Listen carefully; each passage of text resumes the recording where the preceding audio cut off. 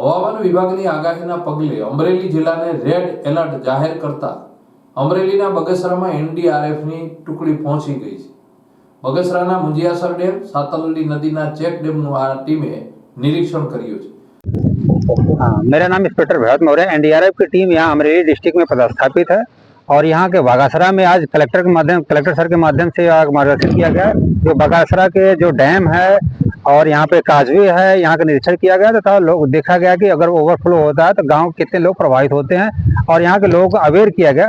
जिसमें एनडीआरएफ की बात करें तो एनडीआरएफ के पास boat, OVM, lifebuoy, life jacket है, जिससे उनको कैसे उनको इस्तेमाल करना है इसके बारे में लोगों को अवेयर किया जा रहा है।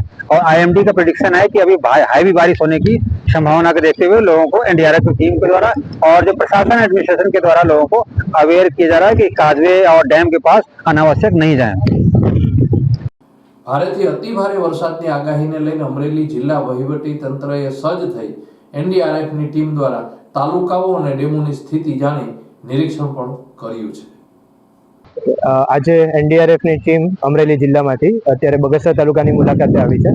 બગસરા વહીવટી તંત્ર દ્વારા એમને અહીંના જે કોઝવે, ડેમ, નીચાણવાળા એરિયા વગેરેની મુલાકાત કરાવવામાં આવી રહી છે, જેથી તે લોકો અભ્યાસ કરી શકે કે અહીંયા જો વધારે પાણીની સિચ્યુએશન ઊભી થાય તો શું શું પગલાં લેવાય એનું એડવાન્સમાં એ લોકો પ્લાનિંગ કરી શકે। એટલા માટે અમે આજે એને મુંજિયાસર ડેમની મુલાકાત લીધી છે, ત્યારબાદ અહીંયા જે સાતલડી નદી પરના કોઝવેની મુલાકાત લેવાના છે અને ત્યારબાદ બગસરા સિટી એરિયામાં જે નીચાણવાળા એરિયા છે જ્યાં પાણી ભરાવાની શક્યતાઓ જો ભારે વરસાદ આવે તો રહેલી છે, તેની પણ એ લોકો વિઝિટ કરવાના છે અને એ લોકો એનો અભ્યાસ કરશે કે આમાં ઓછામાં ઓછું નુકસાન થાય તે માટે શું પગલાં લઈ શકાય।